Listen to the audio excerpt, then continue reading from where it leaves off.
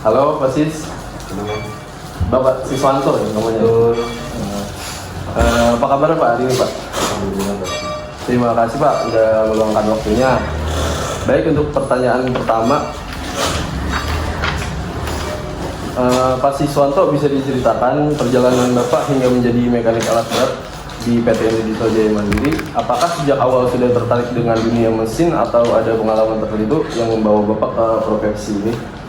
Kalau dari awal ketertarikan di dunia teknik atau mekanikal itu sudah ada dari awal. Awalnya tuh gimana tuh Pak? Kayak misalkan tiba-tiba emang dari awal udah kerja jadi mekanik atau cuman awalnya tuh cuman ikut-ikut temen yang emang seorang mekanik Pak? Awal mulanya nggak mungkin bahwa untuk dari jadi mekanik. Awal mulanya itu saya kerja bersama orang, di situ bisa belajar banyak hal dari nama-nama spare partnya dulu, penempatannya, kita belajar teknik kerjanya, fungsionalnya dulu. Setelah itu baru kita lakukan diajar-ajar ini, coba pasang, coba sistem kerjanya seperti apa, fungsional seperti apa. Kalau memang nggak ada kendala, itu pun nggak satu tahap langsung jadi ya, pasti ada beberapa tahapan, dan kalau untuk gagalnya pasti ada sampai benar-benar memang sudah bisa teruji bahwa apa yang kita pasang, apa yang kita rakit bisa berfungsi normal dan seperti yang seperti yang memang sudah ini nama mesinnya sendiri. Jadi pada intinya sih pertama pasti Bapak kayak merhatiin dulu nih ini namanya apa untuk pengenalan alatnya. Terus yang kedua dari mulai perhatiin mungkin udah tahu nih, cuman nggak tahu peletakannya di mana kan ya? Peletakannya di mana, terus dari situ Bapak udah mulai coba buat masang. Dan akhirnya yang mungkin ada kegagalan 1-2 kali, pasti setelah itu ada ya lancar gitu ya Pak. Untuk pertanyaan kedua, dalam pekerjaan sehari-hari Bapak sering berhadapan nih misalkan dengan klien yang nggak memiliki latar belakang tuh kayak Bapak gitu, mekanik, kayak orang awam lah intinya. Bagaimana Bapak menyampaikan informasi kerusakan dan solusi perbaikannya agar tetap dipahami tanpa membuat klien merasa khawatir dan kehilangan kepercayaan? Kalau untuk apa tadi, menjelaskan lah ya, menjelaskan ke customer yang belum paham betul atau bukan orang teknik, itu banyak sekali saya temukan seperti itu. Masalah seperti ini saya banyak banget yang kita ngejelasin ke mekanik yang ke customer yang nggak tahu teknik, bukan orang teknik. Contoh kayak misalkan orang purchasing atau ya, apalah gitu, admin ya, contoh orang admin atau orang purchasingnya, kita tetap harus ngejelasin pertama tuh secara gamblang dulu, pelan-pelan, supaya kenapa pelan-pelan, supaya mereka orang itu paham, mereka orang itu ngerti dengan apa yang akan kita bicarakan, apa yang mau kita kasih tahu, begitu. Dan alhamdulillah sih kalau selama ini pengalaman saya setelah saya lakukan pendekatan atau penjelasan atau yang sekiranya nggak bikin ini sih, orang udah paham. Pak, lanjut ke pertanyaan ketiga. Bapak kan sering nih ditugaskan keluar kota untuk menangani problem mesin atau problem alat lainnya. Pertama kali misalkan nih Bapak nyampe di lokasi yang baru dan ketemu tim yang belum Bapak pernah kenal sebelumnya nih. Langkah apa yang Bapak lakukan untuk membangun kerjasama yang baik dalam waktu singkat? Kalau itu yang jelas pertama kita pendekatan dulu nih, adaptasi sama lingkungan yang baru, betul, dengan orang-orang yang baru kita kenal, entah itu bareng, entah itu kita ngobrol bareng, mungkin kalau memang ada waktu bisa makan bareng, ya ngobrol-ngobrol santai lah sama mereka orang, sambil ya perkenalan udah pasti dengan mereka. Umpamanya nih kayak saya nih datang dari Jakarta, terus kita perkenalan di sana, entah itu sama anggota mereka yang seperti kepala mekanik atau mekaniknya itu sendiri, kita ngobrol-ngobrol dulu, ngobrol santai supaya memang nanti untuk pelaksanaan pengerjaan di lapangan itu lebih kondusif, lebih kondusif. Oke, pertanyaan keempat, dalam koordinasi pekerjaan, Bapak tuh kadang harus berkomunikasi dengan tim kantor pusat atau yang ada di pusat sini lah, misalkan ya, melalui telepon atau pesan singkat. Menurut Bapak nih, apa sih perbedaan signifikan antara komunikasi langsung, ngobrol langsung lah ibaratnya, dengan komunikasi jarak jauh? Pernahkah terjadi kesalahpahaman akibat kendala komunikasi tersebut? Kalau untuk komunikasi secara langsung atau lewat via HP, Iya, itu lebih enak sih memang langsung ya. karena kalau langsung itu kita bisa ngejelasin atau menerangkan apa yang benar-benar real terjadi di lapangan secara gamblang dan jelas. Tapi kalau umpamanya lewat HP, kadang kan orang pusat itu nggak tahu, nggak punya gambaran nih seperti apa sih di lapangan tuh, seperti apa suasananya, keadaannya, kan udah tahu. Lebih enak memang secara langsung. Kayak misal dari foto ukuran mungkin ya, kalau di foto dia Ya, memang kalau panjang gitu. ada beberapa hal yang memang tidak memungkinkan untuk secara langsung karena kan jarak kita terlalu jauh. Betul. Kita di site, kita di lapangan, sementara mereka orang di kantor. Ya paling untuk ukuran atau bentuk kita ukur ulang di sana, kita kirimkan lewat HP atau lewat email. Apa ya? Cuman memang posisinya itu bisa diulang beberapa kali karena yaitu ada selisih paham karena dari orang kantor sendiri biasanya itu kurang mengerti apa sih yang dimaksud sama kita di lapangan. Bisa jadi juga kesulitan sinyal yang mungkin mengganggu di proses komunikasinya ya Pak. Salah satunya itu, jadi kadang kita kalau di lapangan itu ada sering kita menemukan tuh kita di site atau di lokasi itu yang memang nggak ada sinyal. Itu salah satu kesulitan kita yang paling Iya, tantangan terberat orang mekanik itu biasanya kalau komunikasi emang lagi di luar daerah. Jadi pulau di yang daerahnya masih hutan-hutan gitu pasti sinyalnya susah. Jangan kan di hutan, kadang di dekat perkotaan pun kalau di wilayah daerah kayak Kalimantan, kayak Sumatera tuh ada beberapa titik memang yang susah sinyal. Betul. Oke Pak, lanjut pertanyaan ke-5. Selama bertahun-tahun nih Bapak kerja di lapangan ya, pasti Bapak pernah nemuin sama karakter individu orang nih, mulai dari temperamen kayak sering marah-marah atau yang pendiam gitu. Apakah Bapak memiliki cara tertentu untuk membaca menyelesaikan diri karakter orang baru agar komunikasi itu tetap efektif gitu? Kalau pengalaman itu udah pasti sering ketemu juga dengan orang-orang yang karakternya seperti itu. Biasanya kalau saya pribadi ngadepin orang yang seperti itu, kita ajak komunikasi sekiranya memang sikonnya lagi tidak memungkinkan, kita tunda sampai dia itu nanti ada ketemu titik di mana dia lagi cerah-cerahnya lah pikirannya. Enak, dia lagi santai, baru kita masuk ajak mereka diskusi. Terus kalau untuk yang pendiam nih Pak, kayak yang maunya disuruh terus gitu, atau pendiamnya tuh kayak dia sebenarnya ini salah nih Bapak, cuman dia diem aja gitu. Kalau pendiam begitu, ini kadang susah ya. Susah ya Pak? Susahnya kadang kita kan juga manusia biasa nih, ada rasa kesel, Betul. ada rasa emosi juga pasti ada, namanya kita tuh apa ya, apalagi kita kerja di lapangan itu kan udah dengan cuaca yang kadang panas, udah dikejar sama deadline, bahwa ini harus selesai dalam waktu sekian hari atau dalam waktu sekian jam. Sementara partner kita posisinya orangnya memang karakternya seperti itu.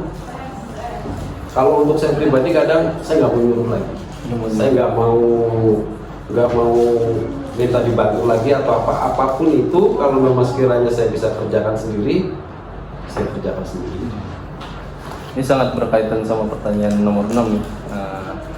Jadi ada pertanyaan di nomor 6 itu, tekanan waktu dan ekspektasi klien kan jadi tantangan banget nih di lapangan ya. Pernahkah Bapak menghadapi situasi di mana kliennya tuh marah, kayak frustasi karena alatnya tuh nggak kelar-kelar gitu? Bagaimana Bapak responin si situasi itu? Yang jelas pertama kita harus kasih penjelasan dulu ke customer bahwa mungkin ada beberapa kesulitan yang memang banyak makan waktu. Semisal ada spare part yang memang kerusakannya nggak bisa ditolerir lagi dan harus diganti baru, sementara barang itu tuh biasanya adanya inden atau memang kita posisi di set, sementara di set nggak ada stok, kita harus order lagi ke Jakarta, dan dari Jakarta ke set itu kan biasanya kan makan waktu nih, dari pemesanan, pengiriman, ya sebisa mungkin kita ngasih penjelasan ke customer lah. Jadi kita buat paham dulu nih kondisi yang kita alami ini sama customer, biar mereka pun expect-nya tuh nggak terlalu tinggi buat ya, walaupun emang dikerjain tapi diminta keringanan lebih lama untuk waktu pengerjaannya. Betul, kan kita kasih penjelasan dulu nih, contoh semisal apa ini memang barang ini kan susah. Kan ada beberapa kali menemukan kerusakan itu yang memang sudah fatal, nggak bisa diperbaiki lagi dan harus dilakukan penggantian, sementara barang untuk penggantiannya ini harus diorder yang biasanya yang lebih parah lagi itu, yang lebih susah lagi itu yang inden. Ya lebih baik dikerjainnya pelan-pelan tapi pasti dibanding cepet-cepet tapi hasilnya berantakan ya Pak. Oke, untuk pertanyaan ketujuh nih Pak nih, ketika dikejar deadline nih Pak, dan ini ngalamin kerusakan yang agak ribet lah nih intinya, kan pasti Bapak pasti punya, ya walaupun mau Bapak pengalaman ataupun baru, pasti punya tekanan psikologis tertentu Pak, ya kan? Bagaimana Bapak mengelola emosi dan stres nih agar tetap tenang dan nggak kebawa suasana nih saat berkomunikasi ke pihak lain? Biasanya kalau ketemu permasalahan yang seperti itu, kalau saya pribadi itu pasti pertama langkah yang saya ambil itu kan kita komunikasi langsung sama umpamanya orang yang di situ yang dituakan. Entah itu biasanya kalau kita di lapangan itu atau di set itu kan kepala mekanik. Dia biasanya lebih banyak pengalaman. Untuk di tempat itu maksudnya. Iya, di satu tempat itu kan pasti ada nih, ada mekanik, ada kepala mekanik. Nah, kepala mekanik ini kan berhubungannya sama orang purchasing ya. Betul. Untuk pemerintahan pembelian barang yang harus diganti. Kita coba komunikasi sama kepala mekanik di situ, kepala mekanik sama mekaniknya kita ajak komunikasi, kita cari bareng-bareng, cari solusi. Karena kan nggak mungkin kayak permasalahan umpamanya dengan posisi yang tadi lagi dikejar deadline, punya tekanan tinggi yang bikin kepala pusing gitu. Kita nggak ketemu solusi buat ngatasin masalah mesin yang emang terlalu kompleks buat diserahin. Ya biasanya kita udah cari solusi bareng-bareng sama kepala mekanik, sama mekanik di situ. Kita cari solusi bareng-bareng, kalaupun terpaksanya kita akalin supaya bagaimana caranya, sekalipun itu hanya sementara untuk mengatasi masalahnya. Semisal yang penting nih unitnya gerak dulu, yang penting nih bisa berjalan dulu, sekalipun hanya hitungan, entah itu hitungan jam atau hitungan hari, ya udah kita kerjakan. Jadi untuk sementara dibuat poin yang paling pentingnya dulu. Kalau sudah melewati poin pentingnya itu, mungkin masalahnya itu bisa kelihatan. Betul. Dari hasil kerja yang Bapak udah rundingin nih sama kepala mekanik ya Pak. Betul. Terus pertanyaan ke-8 nih Pak, proyek perbaikan besar kan biasanya ngelibetin beberapa divisi tuh Pak, kayak mekanik, listrikan, elektronik, elektrik lah ibaratnya. Pernah ada Kak perbedaan pendapat atau gesekan antar divisi yang menentukan metode perbaikan? Bapak menyikapinya tuh dan menyelesaikan situasi tersebut? Kalau itu pasti ada. Pasti ada. Kalau ada perbedaan pendapat, biasanya kan kita kalau di awal diskusi, biasanya mereka kan pasti dengan egonya masing-masing bahwa si A si B itu paling benar. Betul. Tapi nanti dengan berjalannya waktu kita diskusi, mereka akan gimana ya, bertanya lagi nih sama yang lain. Karena kan biasanya satu keputusan itu nggak bisa langsung Eksekusi ya. langsung kita eksekusi, Nggak bisa.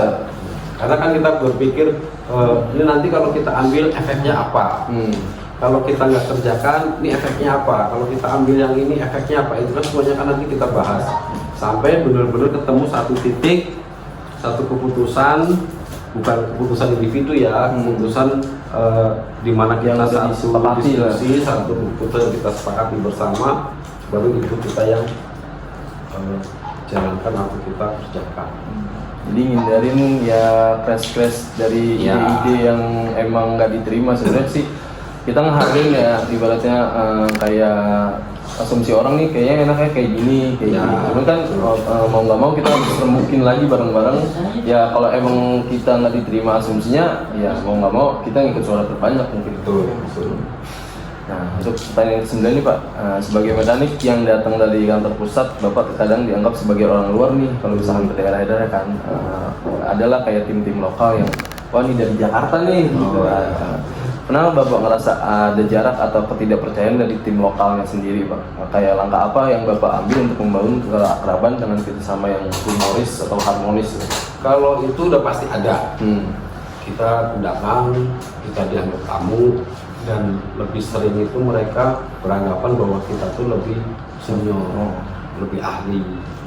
Nah, untuk menciptakan sesuatu yang gimana, yang enak sama mereka, kita ya itu ngobrol bareng-bareng. Kita saya kalau saya pribadi itu nggak pernah menceritakan pengalaman saya itu bahwa saya ini orangnya memang sudah bisa atau lebih tinggi di antara mereka, enggak. Jadi kita dengan bahasa, ayolah kita sama-sama belajar. Ibaratnya itu menjadi nol di tempat baru ya? Iya, kita sama-sama belajar, kita sama-sama kerja.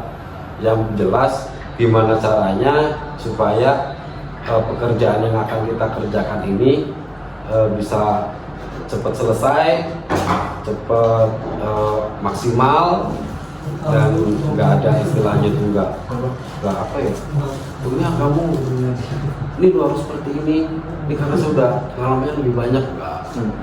Tetap untuk menciptakan satu lingkungan atau satu situasi yang apalagi kita pendatang, kita tamu, dan beradaptasinya lebih enak sama mereka orang, ya begitu secara komunikasinya. Kita sama-sama belajar, kita sama-sama kerja, kita ini bareng-bareng, kita kerjakan bareng-bareng, kita cari solusi bareng-bareng. Alhamdulillah pengalaman saya udah bertahun-tahun di situ, di IJM ini. Setiap kali keluar kota dan kerja di lapangan, alhamdulillah nggak pernah ada clash atau apalagi bermasalah dengan orang-orang yang kita datangi.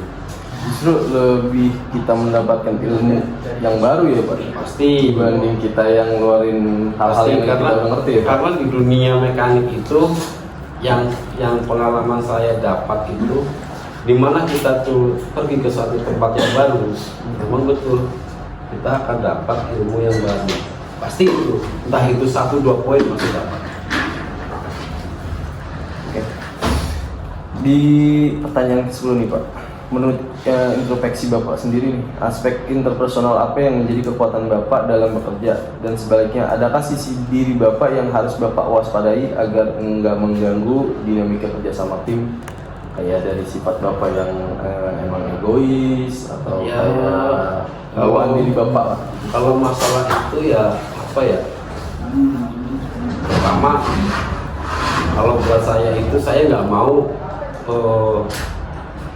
menilai orang itu seperti apa. Yang jelas kalau saya pribadi itu kalau ketemu dengan hal-hal seperti itu tuh ya, karena ya saya bilang tadi, kalau saya ini bukan orang yang sempurna.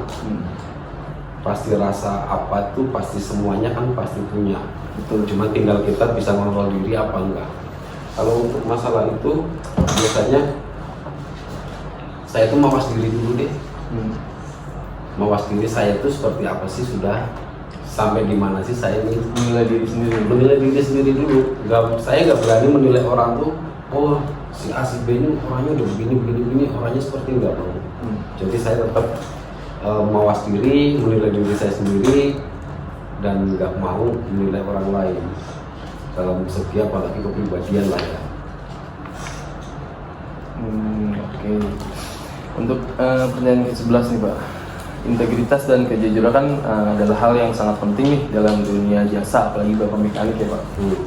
Pernahkah Bapak berada di situasi di mana ada godaan untuk memberikan estimasi yang tidak realistis atau menyembunyikan kerusakan kecil demi menjaga hubungan dengan klien? Bagaimana tuh Bapak mempertahankan prinsip kejujuran dan dalam kondisi Kalau demikian? masalah itu saya tetap berprinsip di kejujuran Pak ya. Karena apa? Sekecil apapun itu, karena resikonya itu dampaknya terlalu besar. Kalau memang sekiranya ini ada spare part yang memang bisa deh diakalin, yang penting dipakai masih dapat kok, masih bisa kok. Tapi kan kita nggak tahu nih kekuatan spare part itu yang mau kita pasang ini berapa lama nih ketahanannya. Jangan sampai dengan kita menyembunyikan sesuatu yang kecil, semisal seal itu kan nggak seberapa, tapi dampaknya, efeknya itu terlalu besar. Kenapa? Satu seal aja yang bocor itu semuanya tuh hampir 50% itu breakdown. Karena nggak ada Hanya gara-gara o-ring seal yang kecil itu pun biasanya jadi trouble-nya banyak. Dan pengalaman saya, kenapa trouble-nya banyak? Kita kalau udah kerjaan di lapangan, ini misalnya saya masang o-ring nih, tapi o-ringnya ini nggak pas. Coba kita pasang dulu. Kita pasang nih. Begitu kita pasang, oke. Tapi kan kita nggak tahu nih kekuatannya jaraknya cuma sekian detik atau sekian jam. Karena kan panas. Dia bisa nahan nggak? Nah, dengan pamannya nih pekerjaannya tuh nggak cuma ganti seal itu aja, banyak pengerjaan. Begitu kita udah penggantian seal itu, kita mengerjakan di yang lainnya lagi, kita pasti biasanya itu udah ngeblank. Kita udah lupa. Begitu tiba-tiba alat itu kerja nih atau mesin itu kerja, sekian jam terus bermasalah. Kita udah lupa nih dengan seal itu. betul. Yang ada kita pasti nyarinya ke yang lain. Padahal permasalahannya itu hanya seal itu aja. Makanya kalau buat saya pribadi, saya nggak mau menyepelekan untuk sekecil apapun itu. Saya lebih baik ngomong jujur. Misal sama customer, Pak, ini saya minta sealnya ganti baru. Semisal nih si customer bilang, udahlah Pak, pakai aja dulu. Kita jelasin, kita kasih pengertian, bisa ini dipakai. Cuman nggak lama. Cuman kekuatannya hanya sekian jam atau sekian hari atau sekian bulan.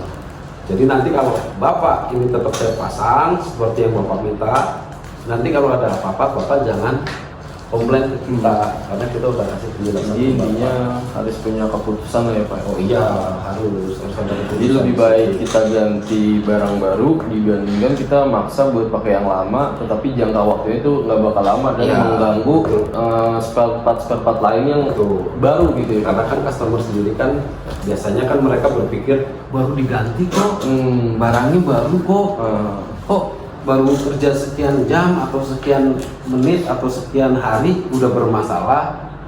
Tapi kalau kita udah kasih penjelasan dari awal, kan mereka orang juga udah paham, udah mengerti. Nah, jadi ya itu tadi, kalau untuk masalah kejujuran atau istilahnya menyembunyikan sesuatu, oke lah barangnya kecil inilah nggak apa-apa.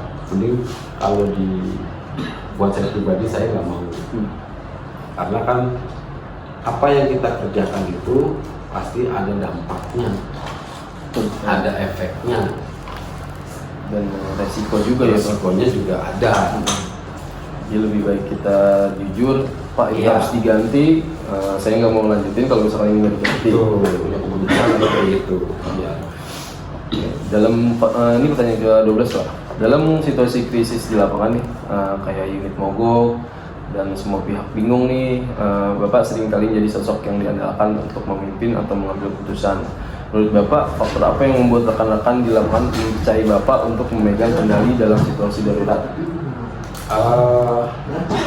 Itu biasanya kalau saya ambil itu berkomunikasi dulu dengan baik. Komunikasi dulu ya. Komunikasi Lagi-lagi dulu kita komunikasi. bangun. Iya. Karena kan dengan suasana seperti itu biasanya itu mereka semuanya hampir 90% itu panik, Ruwet ya Pak. ruwet. Biasanya kita bangun komunikasi dulu. Kita cari dulu nih, kita tanya dulu nih kronologisnya awalnya itu seperti apa, kok tiba-tiba mamanya nih kok tiba-tiba kok Iya. mogok. Ini awalnya seperti apa? Semisal alatnya nih atau unitnya nih awalnya ngebrebet. Nah sebagai kita udah mungkin dianggap udah punya pengalaman, pasti kan kita langsung punya gambaran. Oh awalnya ngebrebet, kalau ngebrebet biasanya dari pembakaran. Nah pembakaran ini dari mana nih? Dapatnya suplai minyaknya dari mana? Nah kita selusurin dari pembakaran tuh larinya kemana. Nah disitulah kita coba untuk periksa, Evaluasi semuanya. evaluasi itu dulu. Yang jelas kita sebelum kita evaluasi, kita nggak usah evaluasi semuanya dulu. Kita cari kronologisnya dulu, historinya dulu. Kan pasti kita udah ada gambaran nih. Oh ini ngebrebet, kalau ngebrebet ini biasanya itu yang bermasalah tuh ininya kita udah ada gambaran. Baru kita evaluasi yang apa kita ada di gambaran di pikiran kita tuh apa, baru kita evaluasi, pasti di situ permasalahannya keluar.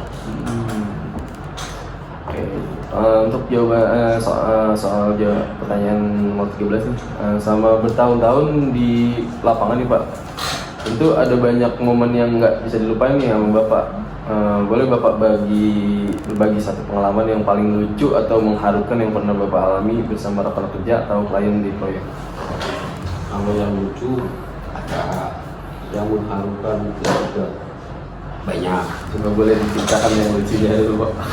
Semisal kalau yang lucu itu biasanya kalau kita di lapangan itu gini. Kalau kita udah di satu titik yang memang sudah ruwet atau istilahnya lagi sembahut nih dalam hal pengerjaan atau pekerjaan apa, jadi biasanya di situ tuh banyak yang lupa. Banyak yang lupa, semisal baut sudah dikencangkan, memang harusnya dikencangkan malah dikendori. Itu banyak. Apa yang sudah harusnya terpasang malah dicabut. Itu banyak yang hal lucu. Akibat ngeblank ya Pak? Ngeblank. Nah kalau untuk pengalaman yang terharunya biasanya tuh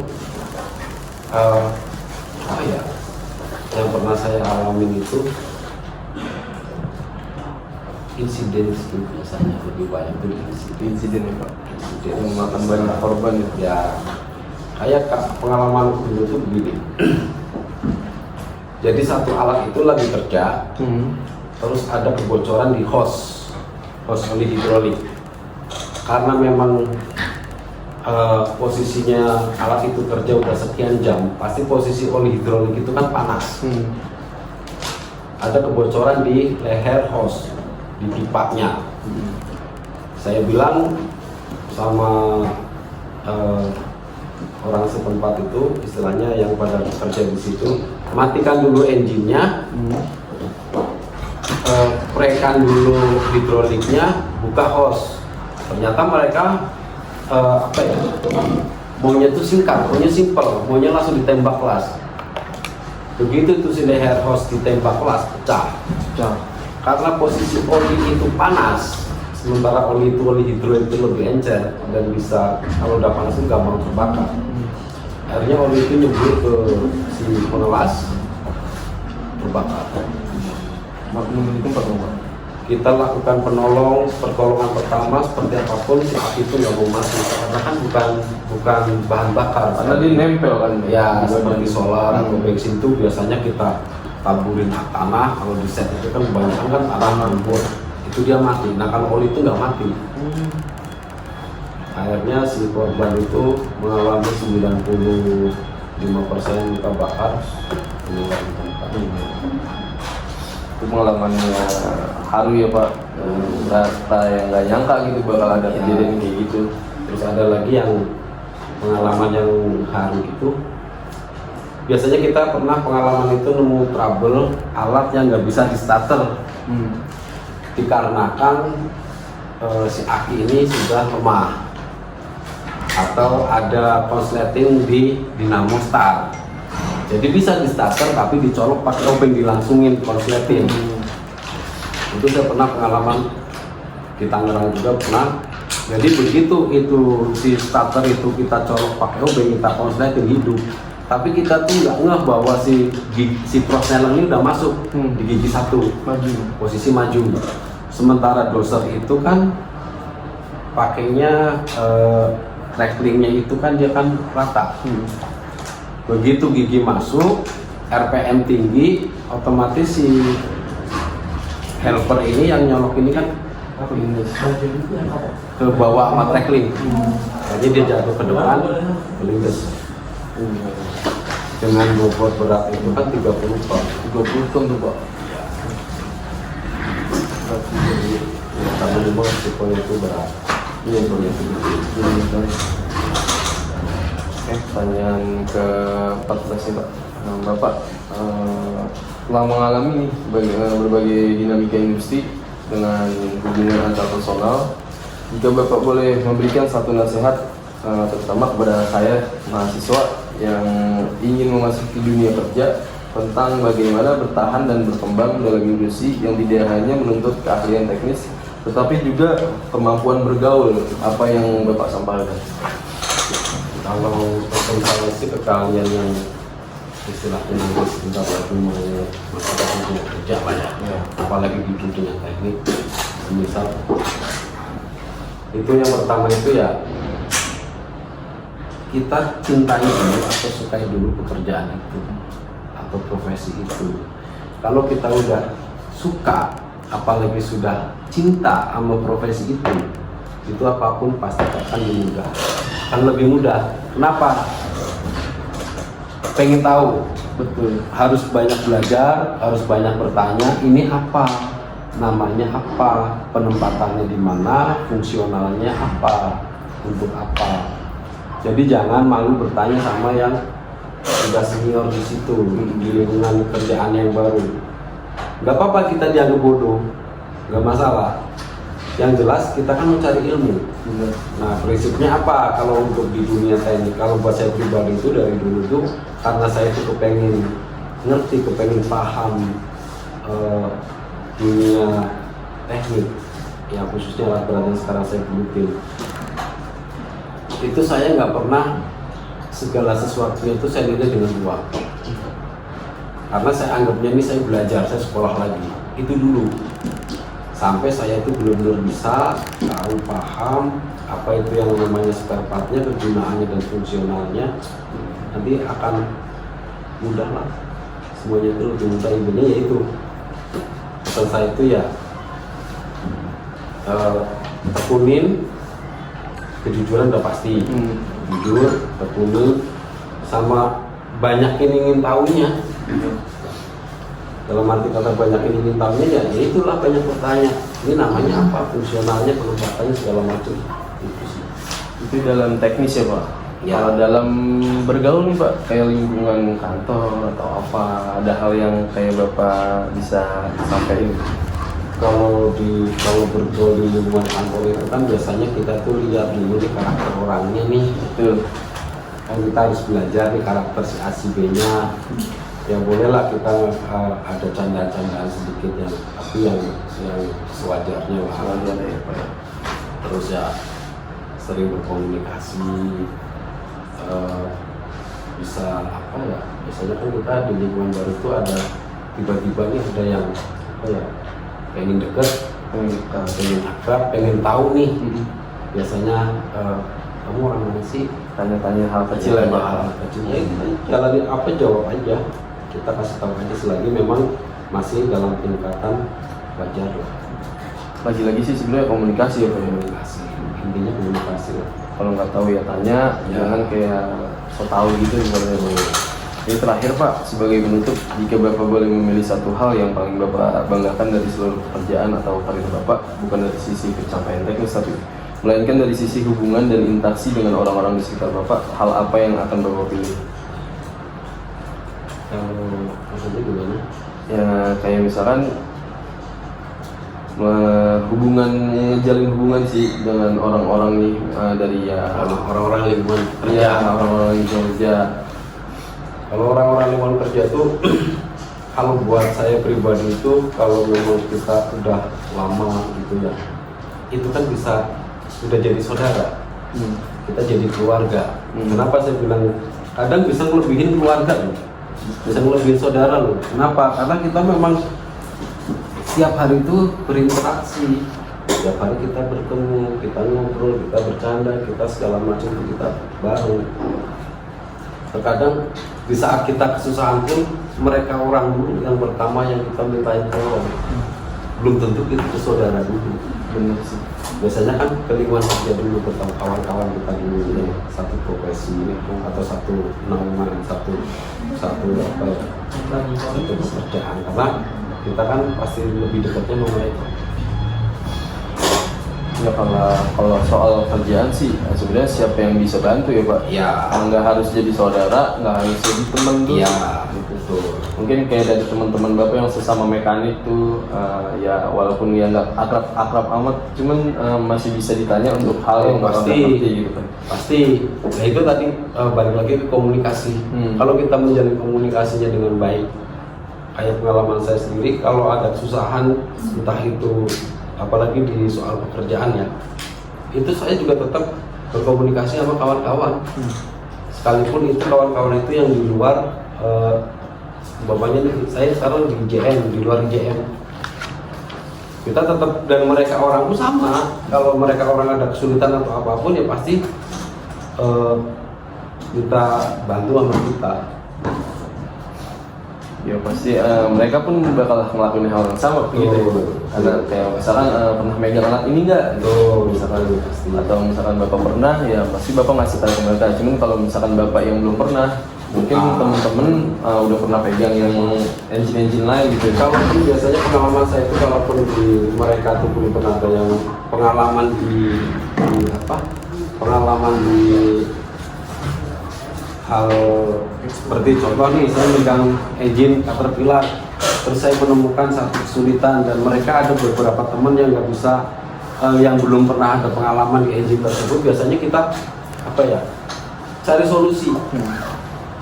solusi bareng-bareng, cari permasalahannya bareng-bareng. Karena apa? Karena mereka juga pengen belajar, mereka juga pengen tahu, pengen ngerti tanpa harus megang mesin itu sendiri. Karena kita berprinsip begini, kita juga bisa jadi suatu saat ketemu dengan apa yang sekarang lagi dikerjakan oleh si A umpamanya, sama pasti sekarang nih, pasti suatu saat kita juga akan ketemu dengan mesin itu.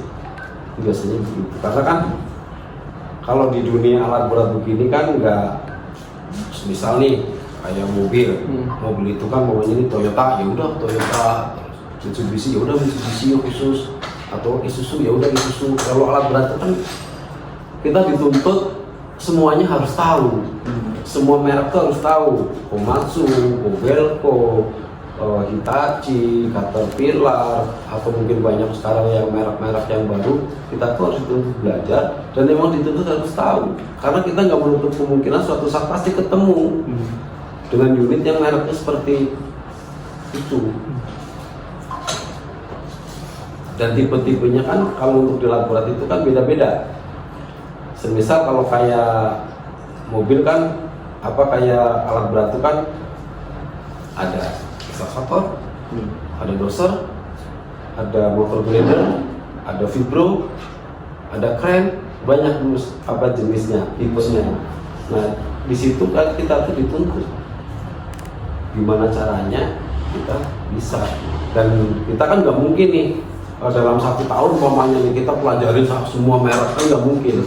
Karena kan itu kan kita kadang biasanya ketemunya tuh di saat-saat tertentu. Biasa nih kita telepon, Pak Sis, besok ngerjain untuk unit ini ya, mereknya ini ya, tipenya ini.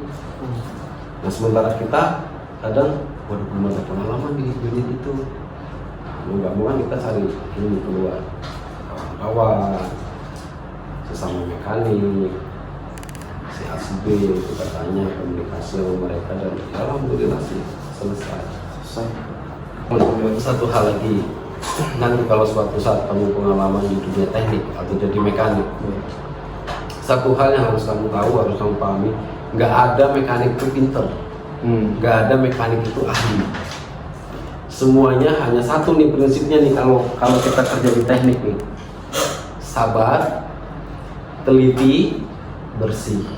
Sabar, teliti, bersih. Itu kuncinya. Nggak ada mekanik, entah itu mekanik mobil, alat berat, itu nggak ada yang ahli, nggak ada yang pintar. Semuanya itu mungkin bisa dibilang sama. Cuma ya tinggal di tingkatnya tuh kesabarannya, ketelitiannya, kebersihannya. Karena apapun itu ya harus memang, sekalipun yang kita tangan ini besi atau barang padat yang keras, tetap kebersihan itu nomor satu. Karena apa? Ada kotoran banyak sekali lama-lama yang saya temuin itu alatnya baru terus bermasalah cuma karena gara-gara kebersihannya kurang. Misal masuk pasir, masuk kemasukan pasir atau kemasukan kain kecil, itu banyak yang Pengaruh banget ya. pengaruhnya gede, yang bisa menyebabkan alat itu bisa breakdown. Ya, itu aja sih pesan saya itu ya. Intinya di dunia alat berat itu nggak ada mekanik yang Pinter ya teman-teman, intinya semua tuh harus dari pengalaman dan lagi-lagi komunikasi ke orang lain. Kita tuh butuh bantuan orang lain juga untuk menyelesaikan suatu masalah, nggak bisa tuh dipegang sendiri. Nggak kerasa kita udah sampai di penghujung sesi wawancara. Saya Ahmad Alisi dengan NIM 221011750209 mengucapkan terima kasih sebesar-besarnya kepada Bapak Siswanto, dan atas waktu, ilmu, dan inspirasi yang sangat berharga ini. Semoga sehat dan sukses selalu untuk Bapak dalam menjalankan aktivitas. Terima kasih juga pada teman-teman dan dosen pengampu yang sudah menyaksikan video wawancara ini. Semoga banyak pelajaran berharga yang bisa kita petik bersama. Saya pamit undur diri. Selamat siang, sampai jumpa.